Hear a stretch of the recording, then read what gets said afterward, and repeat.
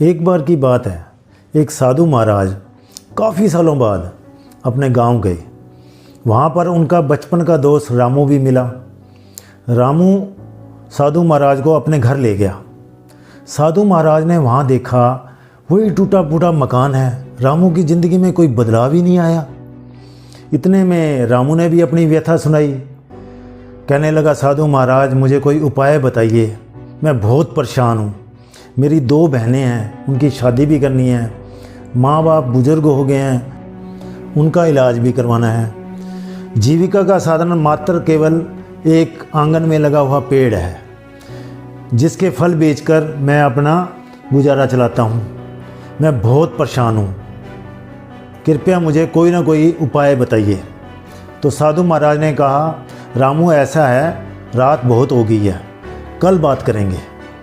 रात को साधु महाराज ने क्या किया, वो पेड़ ही काट दिया और अंधेरे में ही उस गांव से चले गए।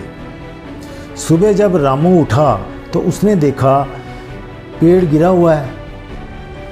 उसने तो अपने दोस्त को बहुत गालियाँ दी कि भी ये क्या कर गया मेरे साथ। और उधर से गांव वाले भी आ गए, वो भी खिल्ली उड़ाने लगे रामू की। यार ऐसा दोस्त है जो ऐसा उपाय बता गया, तेरी तो जीविका ही ख़त्म कर गया। उसके बाद क्या हुआ, 15-20 साल बाद साधु महाराज ने सोचा, चलो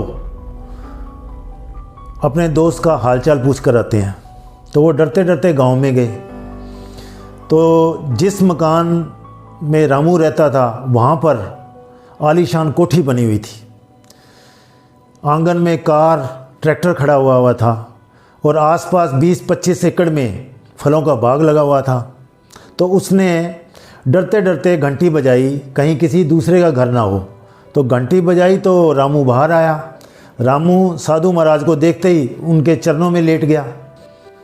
रामू ने बताया, साधु महाराज जिस दिन आप मेरा वृक्ष काट कर गए थे, उस दिन मैंने आपको बहुत ही बुरा भला कहा, मगर अब सोचता हूँ अगर आप उस दिन मेरा वृक्ष काट कर नहीं जाते तो आज मैं इस स्थिति में ना होता। मैंने अपनी दोनों बहनों की अच्छे घरों में शादी भी कर दी है। मेरे माता पिता अब बिल्कुल स्वस्थ हैं। बहुत बहुत धन्यवाद आपका। मोरल ऑफ द स्टोरी, इस कहानी में आपने देखा रामू ने जैसे ही अपना कंफर्ट जोन छोड़ा वैसे उसे सफलता मिली।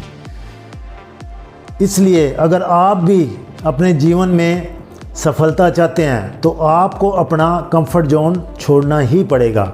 वो कहते हैं ना, रिस्क है तो इश्क है।